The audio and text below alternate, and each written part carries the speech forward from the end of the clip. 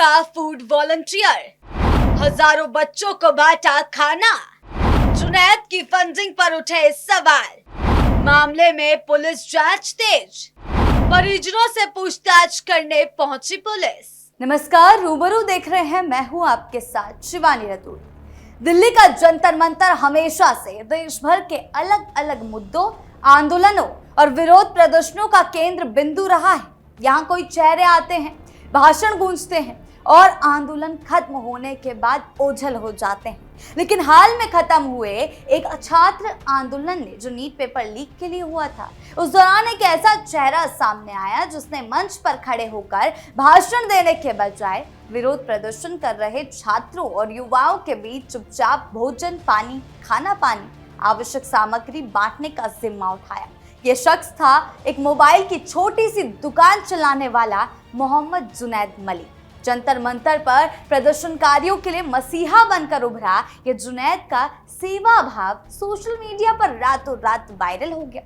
हजारों लोगों ने उसकी दरियादिली और इंसानियत की सराहना की। उन्हें आंदोलन का फूड वॉलंटियर और कम्युनिटी किचन फेस तक कहा जाने लगा। हालांकि राजनीतिक उठापटक और सुरक्षा एजेंसियों की पैनी नजर और एक बड़े कानूनी विवाद में तब्दील हो गया ये मामला। जुनैद पर सवाल खड़े होने लगे कि आखिर एक छोटे से दुकानदार, एक छोटा सा दुकानदार, छोटी सी दुकान चलाने वाले के पास इतने बड़े पैमाने पर खाना और पानी की व्यवस्था करने के लिए पैसा कहां से आया?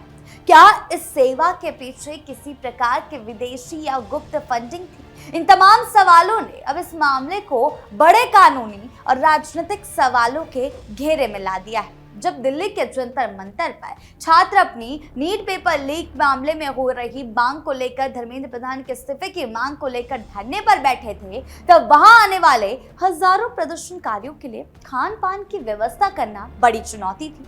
ऐसे समय में उत्तर प्रदेश के गाजियाबाद के नाहल गांव के रहने वाले और वर्तमान में दिल्ली में मोबाइल की दुकान चलाने वाले मोहम्मद जुनैद मलिक ने आगे बढ़कर ये जिम्मेदारी संभाली। उसने किसी राजनीतिक दल के कार्यकर्ता या पदाधिकारी के रूप में नहीं, बल्कि आम नागरिक और स्वयं सेवक के तौर पर इस मुहिम की शुरुआत की और ये बात उसकी ही कहनी है। जुनैद ने आंदोलन स्थल पर एक सामुदायिक रसोई जैसी व्यवस्था को संभाला, जैसा कि आप वीडियोस में भी देख सकते हैं। वो अपनी टीम के साथ प्रदर्शनकारियों के लिए लगातार पानी, ब्रेड पकोड़े, फल, बिस्किट और अन्य खान पान की वस्तुएं मुहैया कराता रहा। सोशल मीडिया पर उसके इस काम का वीडियो तेजी से वायरल हुआ, जिसमें उसने पूरी निष्ठा के साथ खाना बांटते हुए देखा जा रहा है। उस वीडियो में उसके इस कदम ने हर किसी का ध्यान खींचा। लोग उसे मानवता का प्रतीक मानने लगे, लेकिन आंदोलन के खत्म होते ही इस पर शक गहरा गया, संदेह के बादल मंडराने लगे और यहीं से जुनैद की मुश्किलें शुरू हो गई। जैसे ही जुनैद का नाम सुर्खियों में आया, प्रशासनिक और खुफिया तंत्र हरकत में आ गया। जांच का मुख्य केंद्र ये था कि ये आखिर इतने बड़े पैमाने पर होने वाले खर्च का स्रोत कहां से आया और स्रोत क्या है। इसी सिलसिले में उत्तर प्रदेश के गाजियाबाद स्थित उनके पैतृक गांव नाहल में पुलिस ने अपनी गतिविधियां तेज कर दी। परिजनों के अनुसार पुलिस की टीमें जुनैद के घर पर 2 बार पहुंची। पहली बार छापेमारी जैसी स्थिति में पुलिस रात के वक्त उसके घर आई और जुनैद के पिता मुस्तफा को थाने उठाकर ले गई। हालांकि स्थानीय ग्रामीणों के हस्तक्षेप और बातचीत के बाद उसे छोड़ दिया गया, लेकिन सिलसिला यही नहीं थमा। अगली सुबह पुलिस फिर से उसके घर आई और परिवार के पहचान दस्तावेज और बैंक पासबुक अपने साथ ले गई। इसके साथ ही पुलिस ने मेरठ में जुनैद की बहन के ससुराल पक्ष के लोगों से भी इस मामले में गहन पूछताछ की। इस पूरी कार्रवाई को लेकर गाजियाबाद पुलिस अधिकारियों ने किसी भी प्रकार की अवैध गिरफ्तारी या उत्पीड़न के दावों का पूरी तरह से खंडन किया है। डीसीपी ग्रामीण जोन सुरेंद्र नाथ तिवारी ने मीडिया को जानकारी देते हुए बताया है कि जुनैद के पिता मुस्तफा को केवल सामान्य पूछताछ के लिए मसूरी थाने बुलाया गया। औपचारिकताएं पूरी होने के बाद उन्हें तुरंत सुरक्षित घर भेज दिया गया। जुनैद के पिता ने भी बाद में एक वीडियो जारी कर इस बात की पुष्टि की। पुलिस ने उनके साथ कोई दुर्व्यवहार नहीं किया। हालांकि बार बार की पूछताछ से परिवार दबाव में आ चुका है। जुनैद ने आरोपों से किया इनकार। सुप्रीम कोर्ट पहुंचा मामला। जब जुनैद पर ये सवाल उठाए जाने लगे कि उसकी आर्थिक स्थिति के मुकाबले उन पर इतना पैसा कहां से आया, तो जुनैद ने भी मीडिया और वीडियो के माध्यम से अपनी स्थिति साफ की। जब मीडिया की टीम उनके घर तक पहुंची तो माहौल ऐसा था कि पूछताछ और मीडिया के हंगामे के चलते शुरुआती दौर में घर का गेट तक खोलने से लोग बचते हुए नजर आए। अपने ऊपर लगे फंडिंग के तमाम आरोपों का खंडन करते हुए जुनैद ने एक वीडियो जारी कर दो टूक शब्दों में कहा कि उन्होंने कोई गैर कानूनी काम नहीं किया, बल्कि वो सिर्फ और सिर्फ एक सेवादार की भूमिका निभा रहे थे। जुनैद के चचेरे दादा आफ्ताब अली ने इस पूरे घटनाक्रम पर रोशनी डालते हुए बताया कि जुनैद ने शुरुआत में अपनी जेब से लगभग 4 से 5 हजार रुपए खर्च किए थे और इसके बाद जैसे जैसे लोगों को उसकी इस नेक पहल के बारे में पता चला, उनके दोस्तों और अन्य शुभ चिंतकों ने अपनी इच्छा से उसकी मदद शुरू कर दी। यानी कि फंडिंग की जांच जब चल रही थी, पूछताछ जब चल रही थी, तो ये परिवार की तरफ से बयान आया। कई लोगों ने तो पैसे देने के बजाय सीधे तौर पर आटा, दाल, फल और अन्य खाद्य सामग्री सीधे उपलब्ध कराई थी। ये बयान परिजनों की तरफ से आया है। जुनैद का ये कहना है कि उसके पास बाहर से कोई बड़ी या संदिग्ध फंडिंग नहीं आई। उन्होंने जो कुछ किया वो पूरी तरह से मानवीय संवेदना और अल्लाह के नाम पर किए गए दान के रूप में था।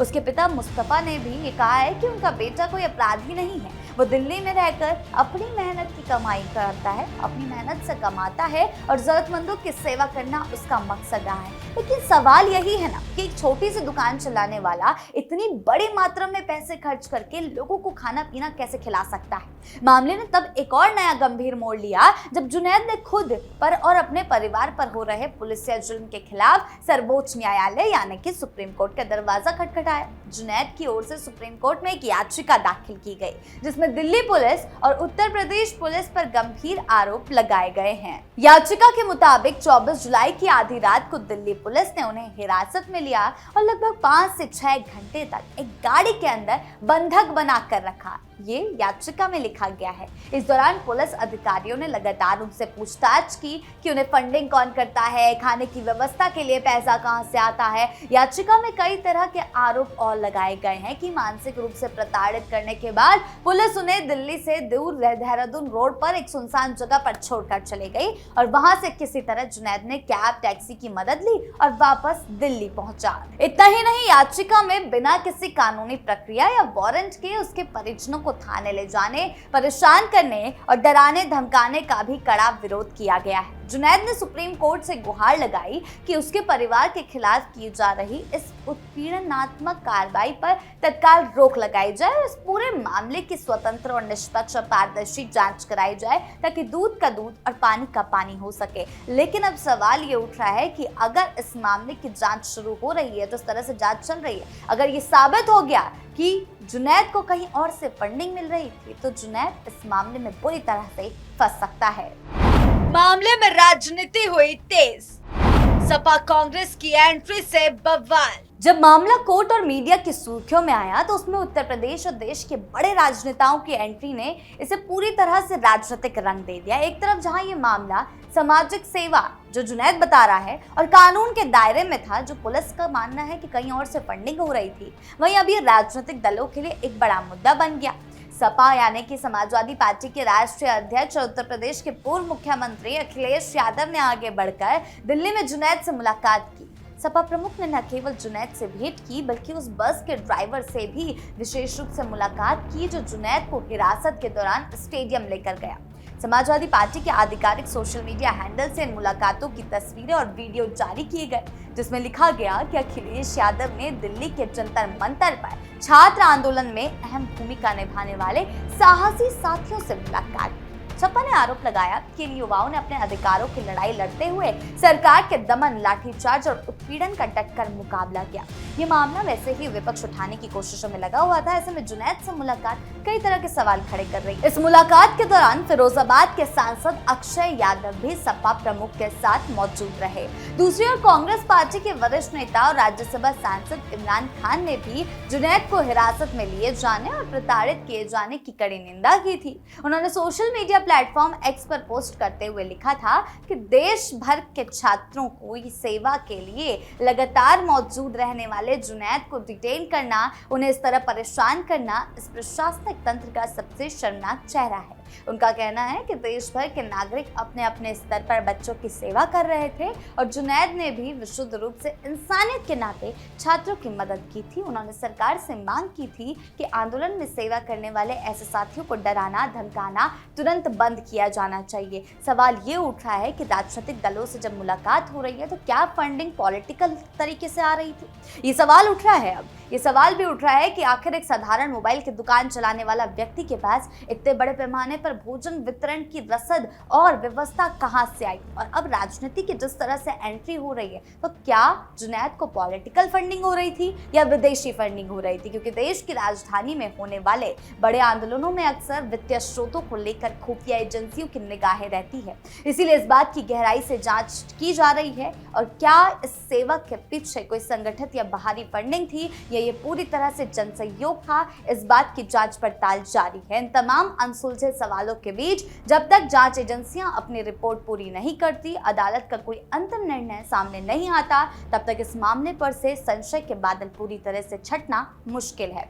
आगे के अपडेट्स के लिए जुड़े रहें कैपिटल टीवी के साथ। आपकी इस खबर पर क्या राय है, हमें कमेंट सेक्शन में जरूर बताएं।